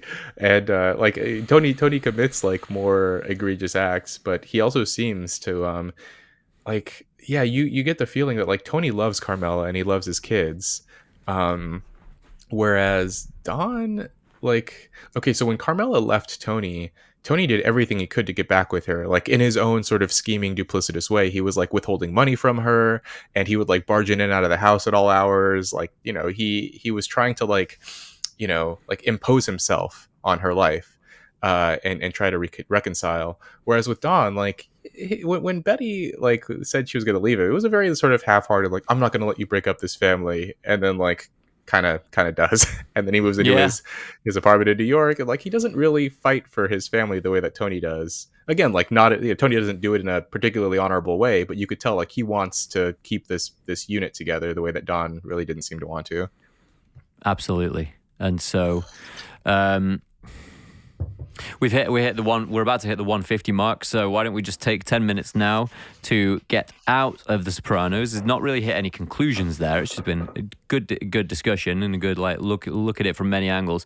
It's appropriate as well because The Sopranos really offers no conclusions. That's one of the not disappointing, but it's one of the things that throws you at first. You're like, where's the big conclusive ending and the nice tied up in a bow? Nothing's, not just the show itself with regard to the famous ending, but also just everything in it. Almost every character has just an ambiguous end. It's not clear that it was for any great purpose. Do you think Tony died? Do you think at I the end, that final scene, you think he was shot? Yeah, I think it'd be a weird ending if anything else was the case. Yeah, I don't know. I mean, especially with like, you go on. Well, I was just gonna say, like, I can see an argument being made either way. I think I kind of looped around where, like, initially when I first watched it, I wasn't sure what was going on, but when someone told me he died at the end, I immediately believed them. I'm like, oh yeah, that actually makes sense. And then I kind of came back around the other. I'm like, well, yeah, that like, it's not clear. it's not like, well, like, why end it that way? And I had some doubts. And then like once I did like this deep dive the second time around, I think what sold it for me was Meadow not being there, The right? guardian Like the angel. fact that yeah, the guardian angel. She was the guardian angel, and the fact that she wasn't there, and that the show spent so much time, like like these precious few seconds of the final episode of the show, it spends an inordinate amount of time on her trying to parallel park, right? And like there's all this tension building around it, and then I think like the reason you feel this sense of anxiety and tension is perhaps on some level, maybe this is reaching, but on some level you're aware that like Meadow is like the sort of like Tony's gateway to a normal life. She's been, yeah, this sort of protector, this watchful sort of person that like helps to redeem Tony, right? Like she's the person who pulled Tony out of his coma. Yeah. Yeah, there it is. But yeah, Here she's she the one is. who's like screaming, "Daddy, Daddy!" And he's, he's in the coma, and he's Kevin Finnerty, and he's about to die, and it's her voice that pulls him out of it. And And did then you there mention are the other season scenes. one, the season one college episode where did you mention this already? He's almost assassinated. Yeah, sure. Yeah, he's almost assassinated by oh god, what's the guy? Yeah, the college episode. And Meadow, the only reason he's not shot is because Meadow's standing with him. The FBI bugs the lamp in the basement, and Meadow takes it to her dorm room at Columbia.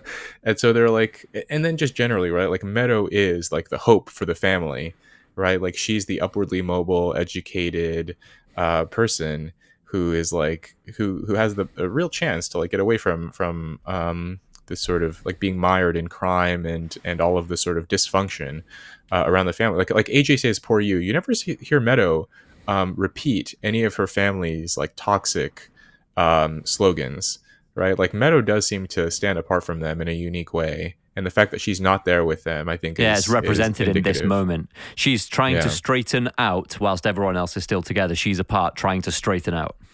Oh man, this is deep. Yeah, This yeah, guy yeah. looks like I think, that guy we just saw looks like Volodymyr Zelensky a little bit. Hang on, like a tall you're right. I Zelensky. think, yeah, it does. It does look like him with an extra 5 or 6 inches. Yeah. The reason I was Huh. convinced about the ending in the way that I was, that I think it means what it means, is because you see a succession, you hear a bell ring, you see Tony look up, and then you see his point of view. And, and also, let's notice that both Back to Sopranos and Mad Men, they both end with a bell ringing. Because you remember with Draper, it's like the guy says, "A new you." Ding. Oh man, that is wild. We know for whom the bell tolls. I wonder if did Weiner do that on purpose? That would be. I mean, either way, whether it's on purpose or not, I think it's interesting. Yeah, I'd never considered that. Yeah, those shows are like they're connected, right? Weiner sort of got his start on the Sopranos, so Yeah. yeah. So open-ended. I think it means I think it is final. I think it is conclusive for the reason that you hear the bell, you see Tony's point of view, and then you see nothing. And of course, everyone's pointed out that it connects back to, is it Bobby Bacala says you probably don't even hear it happen. Yeah. I think that's right. And then the beginning of the final episode, which you showed earlier, Tony's laying down, and there's the music in the background. It's reminiscent of a funeral, and so yeah, I think like the sort of the death symbolism is hanging over the entire show, and even like, I mean, even the pilot episode where Tony says, "I came in at the end," is suggestive that maybe David Chase knew like right away that like the show was going to end with Tony's death, right? Like coming in at the end means like, we're sort of watching Tony's like final days throughout this series. We're sort of coming in at the end of his life. Yeah. The opening scene very much does look like it looks like one of the open coffins, the open caskets, as you say in the US. Yeah, the open caskets, right? We're gonna have to leave it there, in the same way The Sopranos did. Shock ending right there. Oh yeah. Fade to black. Rob, just bring the audience up to date about the book. What's going on? Because I've seen the front cover. Looks pretty cool. Oh yeah. I'll get you a more polished version. The book's coming out. Well, I haven't actually made a formal announcement. I'll make an announcement. It'll be out next year. We're sort of in the process. I'm in the blurb gathering process now. Yeah, the book publishing, man, it's a wild ride. It's a lot of like hurry up and wait. You frantically write this thing. You're doing all this stuff. There's like suddenly there's all these action items you need to get done, and then there's just a long period of waiting on the publisher, which my understanding talking to other authors is just how it goes. But yeah, I'm excited. I'll make a formal announcement soon. I guess the best way is, yeah, like I said, to look at my Substack, and I'll make a formal announcement probably in the next few weeks. And then yeah, you and I can talk offline too, and I'll tell you a bit more about it. But right now, I'm withholding a bit of the information until I get more word from my publisher. Happy to be part of the privileged few. As ever, Rob Henderson has been on lightning. So let's do this again sometime. And maybe, I know you've talked about Succession recently. Maybe we have to wait for another classic TV show for us to come together over. But yeah, thanks. Well, this is the final season of Succession. So maybe when Succession wraps up, we can do a deep dive into Succession. So. I have not even started it, so I'll have to binge it. But inappropriate of me to bring that up now. It's like, why the hell did you say that? It'd be also interesting. I know there's a new Indiana Jones coming up, and it'd be interesting to look at something like that compared to the 1980 and see what they're saying about the values of the broader culture. You did a similar thing about Top Gun. Anyway, I don't want to make the audience listen to me making a plan on the fly, so yeah. Rob, sounds good, Greg. Again, yeah. Thanks again. Congrats on finishing the PhD. Congrats on the book, and let's see where it goes from here. Perfect. Thanks, Greg.